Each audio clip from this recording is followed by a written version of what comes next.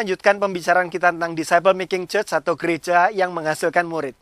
Sebuah disciple making church adalah gereja yang secara strategis dan konsisten menjangkau orang untuk berjumpa dengan Kristus, menolong orang untuk bertumbuh dewasa dalam Kristus, kemudian memperlengkapi orang supaya mereka menjadi pekerja Kristus. Untuk menghasilkan murid Kristus yang demikian, dibutuhkan banyak hal, bukan sekedar kelompok kecil. Ada pepatah Afrika yang mengatakan bahwa it takes a village to raise up a child. Dibutuhkan orang-orang di seluruh kampung dalam setiap perjumpaan sosialnya untuk membesarkan seorang anak menjadi dewasa. Bukan hanya lingkungan rumah saja antara anak dengan orang tuanya. Anak dan orang tua tentu saja sangat penting. Tetapi it takes a village to raise up a child. Demikian halnya juga dengan kita menghasilkan murid Kristus yang dewasa dan melayani. It takes a church to raise up a disciples.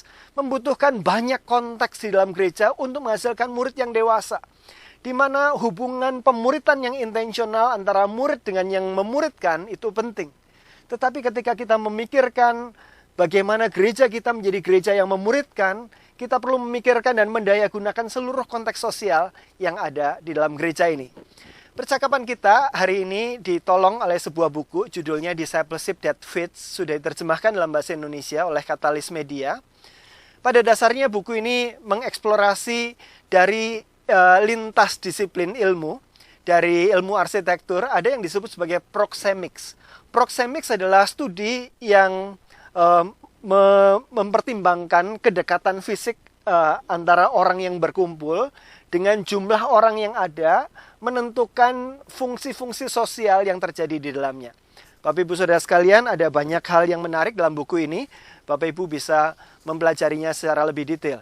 Pada kesempatan ini saya ingin mengajak Bapak Ibu Saudara sekalian untuk melihat 5 konteks relasional di dalam gereja yang menghasilkan murid ini, yang perlu kita pikirkan bagaimana strategi di dalam setiap konteks sosial ini untuk menghasilkan murid Kristus yang dewasa dan misioner. Mari kita lihat konteks yang pertama. Konteks yang pertama adalah konteks ilahi. Ini adalah biasa disebut sebagai hubungan pribadi dengan Tuhan. Ini adalah tempat di mana seorang murid Kristus perlu memiliki relasi pribadi dengan Tuhan. Secara pribadi, di dalam rumahnya masing-masing, di dalam waktunya masing-masing. Dan program pemuritan kita, usaha kita memuridkan orang, perlu memikirkan bagaimana supaya ada perjumpaan pribadi ini. Lebih lanjut daripada itu adalah konteks yang disebut sebagai konteks transparan. Dan berikutnya ada konteks personal. Konteks transparan dan konteks personal ini digambarkan kalau di dalam kisah Tuhan Yesus memuridkan 12 murid, itu konteks personal. Tuhan Yesus membangun hubungan yang pribadi dan mendalam dengan 12 murid ini. Tetapi di antara 12 murid ada 3 murid yang selalu bersama-sama dengan Tuhan Yesus secara pribadi. Itulah konteks transparan. Ada orang-orang yang dimentor secara pribadi. Nah, konteks personal dan konteks transparan inilah yang biasa disebut sebagai pemuritan yang intensional terjadi di sini.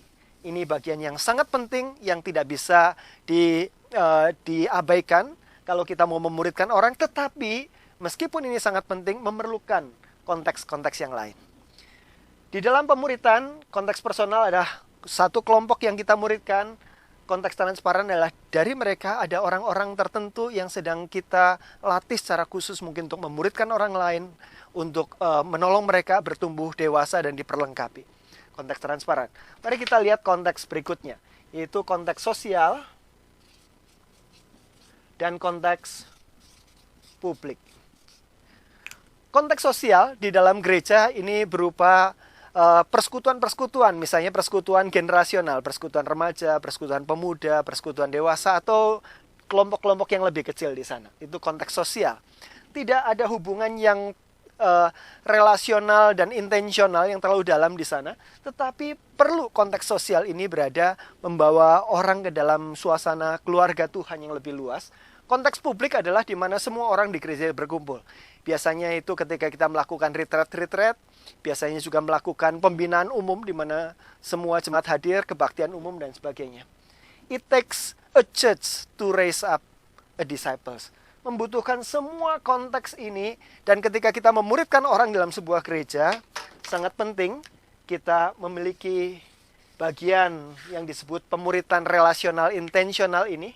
Tetapi kita juga sebagai orang yang sedang memuridkan mereka perlu memikirkan bagaimana konteks hubungan pribadi murid ini dengan Tuhan, konteks sosial dan konteks publik, seminar-seminar, pemberlengkapan yang bisa diterima oleh orang-orang yang sedang dimuridkan ini supaya mereka bertumbuh dewasa melalui berbagai konteks di dalam kehidupan gereja.